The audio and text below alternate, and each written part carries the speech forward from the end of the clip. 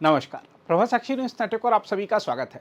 राजनीति में आरोप प्रत्यारोप कोई नई बात नहीं है, लेकिन जब बिना किसी ठोस तथ्य के संवैधानिक संस्थानों और शिक्षण संस्थानों पर कीचड़ उछालकर उनकी विश्वसनीयता पर सवाल खड़े किए जाते हैं,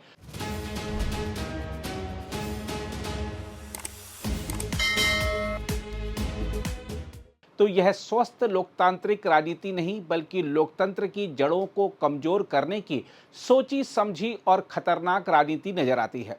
देश में इस तरह की राजनीति को बढ़ावा दे रहे राहुल गांधी से पूछा जाना चाहिए कि आखिर उनके इरादे क्या हैं। सवाल यह भी उठता है कि कांग्रेस नेता राहुल गांधी आखिर हर जगह तनाव का माहौल क्यों पैदा करना चाहते हैं। सवाल यह भी उठता है कि आरोपों के तथ्यहीन साबित होने पर वह माफी क्यों नहीं मांगते। सवाल उठता है कि जब देश के विश्वविद्यालयों में छात्र शांति से पढ़ाई कर अपने भविष्य को संवारने में जुटे हैं, तब उनके बीच जातिगत बीज बोने की कोशिश आखिर किस मकसद से की जा रही है। संभव है कि ऐसी राजनीति से कांग्रेस का कुछ राजनीतिक लाभ हो जाए, लेकिन इसका सबसे बड़ा नुकसान समाज की समरसता को होता है। यहाँ यह सवाल भी उठता है कि खुद को मोहब्बत की दुकान चलाने वाला बताने वाले राहुल गांधी आखिर बार बार नफरत और विभाजन की भाषा क्यों बोलते नजर आते हैं। हम आपको बता दें कि दिल्ली विश्वविद्यालय ने छात्रों के प्रवेश को लेकर लगाए गए जाति आधारित भेदभाव के आरोपों का कड़ा खंडन करते हुए विस्तृत आंकड़े जारी किए हैं। विश्वविद्यालय प्रशासन ने विपक्ष के नेता राहुल गांधी के बयान को आधारहीन बताते हुए उनसे ऐसे गैर जिम्मेदाराना आरोप लगाने से बचने की अपील की है।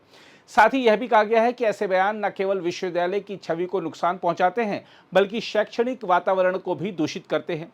हम आपको बता दें कि दिल्ली विश्वविद्यालय ने रविवार को शैक्षणिक सत्र 2025-26 के प्रवेश आंकड़े सार्वजनिक किए। यह प्रवेश साझा विश्वविद्यालय प्रवेश परीक्षा यानी CUET के माध्यम से हुए हैं।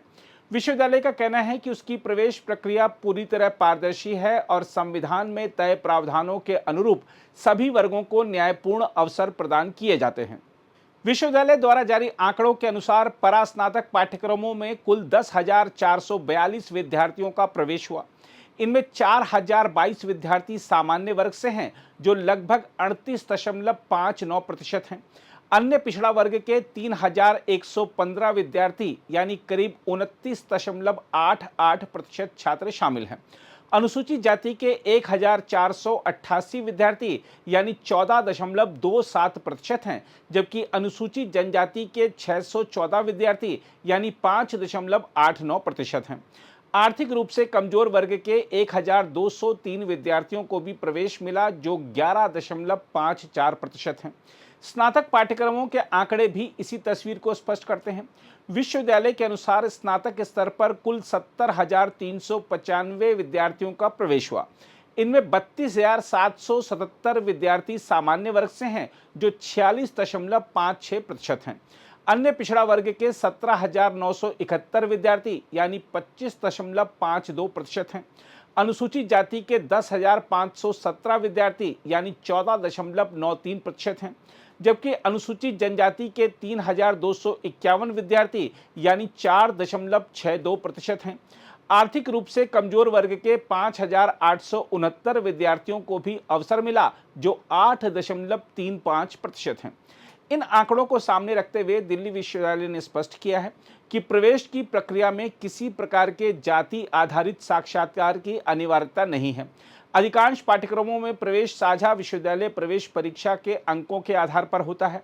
विश्वविद्यालय ने कहा कि इस व्यवस्था में व्यक्तिगत पक्षपात या जाति आधारित भेदभाव की गुंजाइश नहीं रह जाती है। हम आपको बता दें कि राहुल गांधी ने गत शुक्रवार को लखनऊ में बहुजन समाज पार्टी के संस्थापक कांशीराम की जयंती पर आयोजित एक कार्यक्रम में दावा किया था कि दिल्ली विश्वविद्यालय में साक्षात्कार के जरिए विद्यार्थियों को बाहर किया जाता है। उन्होंने कहा था कि साक्षात्कार के दौरान विद्यार्थियों से उनकी जाति पूछी जाती है और फिर उन्हें असफल कर दिया जाता है। राहुल गांधी का यह बयान सामने आते ही विश्वविद्यालय प्रशासन ने कड़ा प्रतिवाद किया। विश्वविद्यालय ने कहा कि ऐसा दावा तथ्यों से पूरी तरह परे है।